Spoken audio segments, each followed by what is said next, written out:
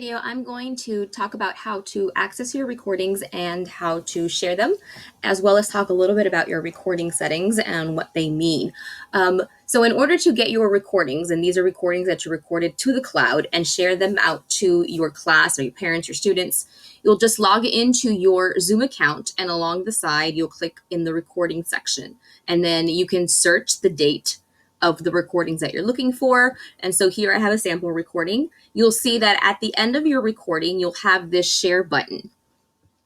By clicking on this share button, you'll get a pop-up menu and you'll be able to get the link to share your recording. For putting it onto Google Classroom, there's really no need to add a passcode to your recording. So you can just go ahead and leave it publicly. And if you click on this display detailed information, it'll then go ahead and give you what the link is. And this is the link that you would copy and share that information, post that to your Google Classroom.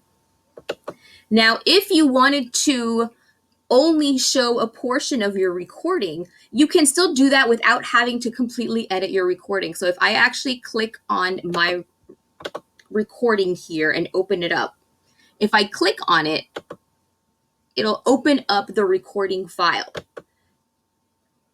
Here at the end, there's these little scissors, and these little scissors actually let me trim my recording. It's not actually going to affect the original recording. That's going to stay the same. What it's going to do is that it's only going to show viewers when they click on the link what you want them to see. So if I wanted to start my recording instead further down, like 10 minutes, I can do that, or stop it afterwards. Once I save that, it's going to be the same share button. I'll click on save. And then when I click on the share screen, it's going to then allow me to, that's what they'll see. So once I have saved, it's already saved to my playback range, I can go back, and then I can, from here as well, click on share and just get that copy, that link, and that'll take me, it'll show them just what I want them to see. So you don't necessarily have to trim your recording by downloading it or taking it somewhere else, unless you wanted to edit it and do different things to it. That's different. But if you're just wanted to make sure that they're not just looking at dead space for a while, then you could do that simply within Zoom itself by just using that scissors trimming option, which is just the playback view. Now, before we stop the video, I do want to go over recording settings. Now, by default, your setting when you share it, it's going to be your speaker view with shared screen.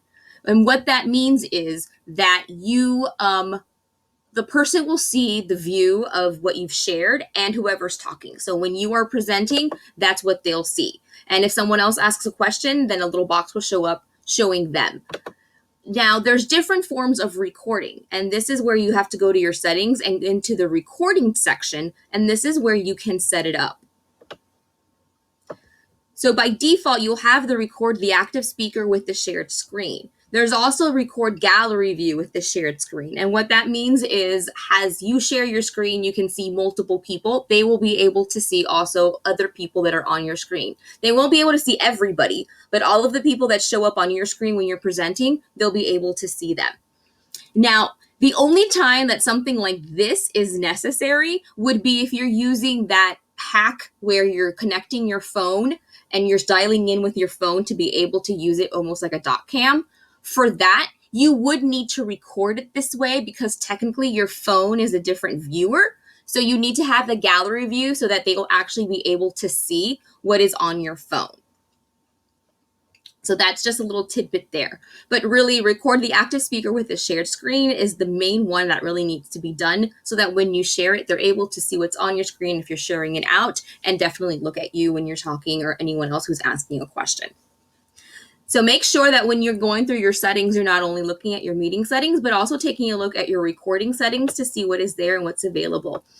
When it comes to recordings, also one last thing, please make sure that remember, we don't have unlimited recording. We only have 75 gigabytes as a school account. So please be cognizant of the recordings that you have and what really needs to be recorded and what can be deleted. Also, if you are checking off recording in different ways, if they're both recording in speaker view and gallery view, when they record, it's going to record both things. So you'll have both options to choose from. So that also takes up space. So please be aware that if you're choosing multiple things to record, then you need to go back and then delete the ones that you don't really need, just so we're cognizant of our space and we're not using up our cloud recording usage if we don't need to. All right, thanks for watching.